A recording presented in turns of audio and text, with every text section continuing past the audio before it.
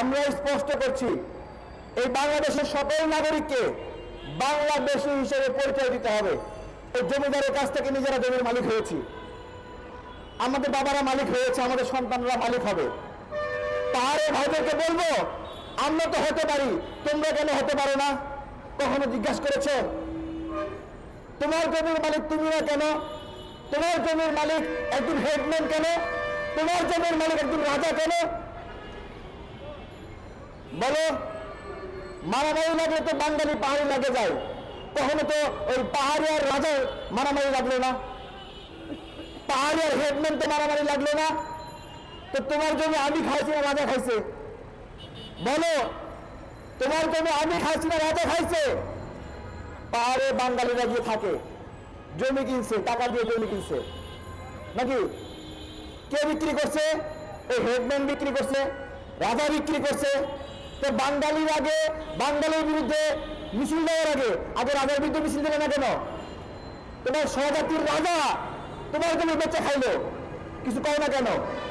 তোমার স্বজাতির হেডম্যান তোমার জমি বেঁচে খাইলো, কিছু কও না কেন? কও না কেন?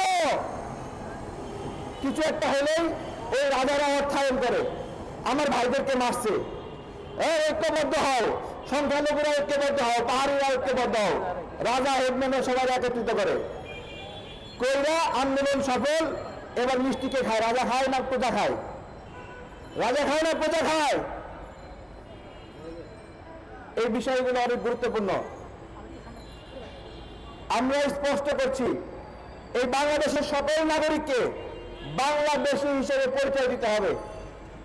বাংলাদেশীর পরে আপনি নিজেকে বলবেন আপনি বাঙালি, আপনি নিজেকে বলবেন আপনি সাঁওতাল, আপনি নিজেকে বলবেন আপনি চাকমা, আপনি মারমা বলবেন নিজেকে, কিন্তু সবার সর্বজনীন পরিচয় কি?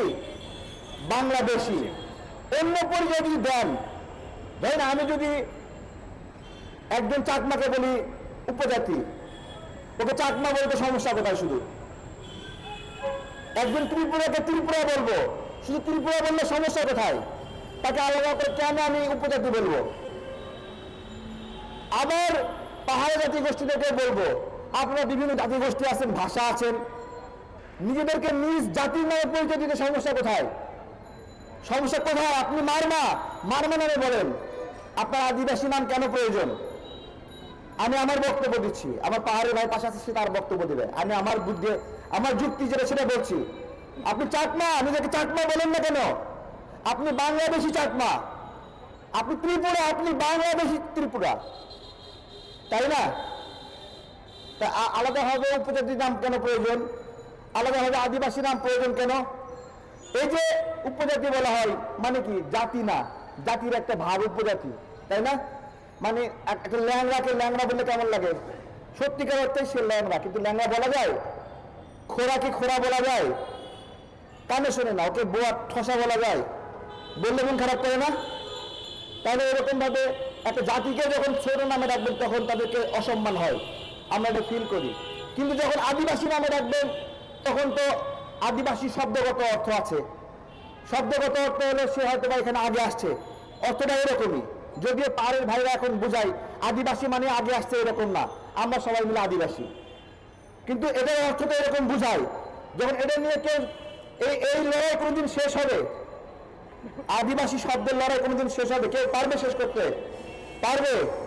এদেশের যারা সত্যিকার অর্থে হাজার বছরের ইতিহাস, সেই আমাদের ময়নামতি বৌদ্ধ বিহারের ইতিহাস, কত বছর আগের ইতিহাস বলেন?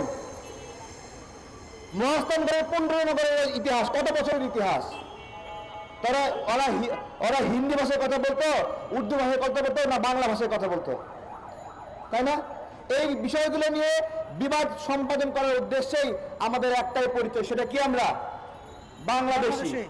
বাংলাদেশ, এর বাইরে কোনো পরিচয় আছে না, এর বাইরে কোনো পরিচয় নাই। এই বাম সাম যারা সরকারি করছে সবাই সতর্ক থাকেন, কোনো পাহাড়ি ভাইয়ের উপরে কেউ আঘাত করবেন না, বাঙালি ভাইয়ের উপর আঘাত করবেন না। পাশাপাশি বাড়ি যেখানে বামদের, এই বামরা যখন যখন হাসিনার বিরুদ্ধে আমরা আন্দোলন করছি তখন বলতো যে জামাতের সঙ্গে বসবে না, বুঝতে পেরেছেন? জামাতের সাথে বসবে না, জামাতের সাথে বসবে না। হ্যাঁ, জামাত এবং বিএনপিকে এক হতে দিত না। এই বামরা এগুলো করত। এরা, আমরা যে দীর্ঘদিন হাসিনার ফ্যাসিবাদের চাপে ছিলাম, এর একমাত্র মানে ষড়যন্ত্রকারী ছিল এই বামরা। এরাই হাসিনাকে টিকে রেখেছিল এবং এখনো বাংলাদেশকে অস্থিতিশীল করছে বামরা। এই নাগরিক কমিটির উপর ভর করেছে বামরা, বৈষম্য বিরোধীর উপর ভর করেছে বামরা। ঠিক আছে, পরিচয় নাই। এরা আন্দোলন করে 2 জন 3 জনে, কিন্তু আন্দোলনের ক্রিম খায় এরা পুরোটা।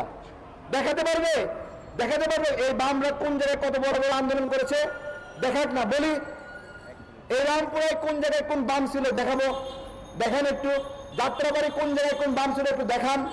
মোহাম্মদপুরে কোন জায়গায় কোন বাম নেতা আন্দোলন করছে দেখান। হ্যাঁ, খালি লেকচার। এইখানে দাঁড়ায় অনেক বাম নেতা প্রতিদিন হাসিনাকে ফালাইছে।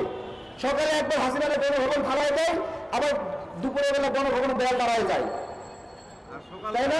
সুতরাং এই সকল বামদের ষড়যন্ত্রের সবাই সাবধান থাকবেন। আমাদের পাহাড়ের ভাইরা বলবো, আপনাদের সঙ্গে ডিবেট করতে চাই, কথা বলতে চাই, আমাদের মধ্যে দূরত্ব কমাতে চাই। আপনারা বলেন কি বলতে চান, আমরাও বলবো। এক টেবিলে বসতে চাই আজকের মতো। আমি আশা করি সামনের দিনে আরো বেশি পাহাড়ের প্রতিনিধি থাকবে, আরো বেশি বাঙালি থাকবে। সবাই মিলে আমরা ডিবেট করবো।